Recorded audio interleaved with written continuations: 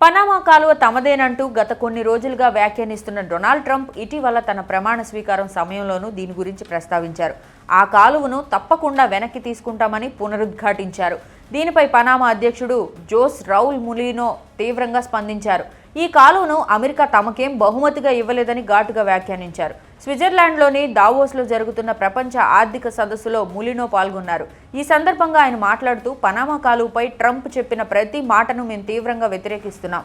ఎందుకంటే అదంతా అవాస్తవం. ఆ కాలువ అమెరికా నుంచి మాకు రాయితీగానో బహుమతిగానో వచ్చింది కాదు, అది మాది, మాకు మాత్రమే సొంతమన్నారు. ప్రమాణ స్వీకార కార్యక్రమంలో ట్రంప్ మాట్లాడుతూ పనామా కాలువను చైనా పరోక్షంగా నిర్వహిస్తోంది.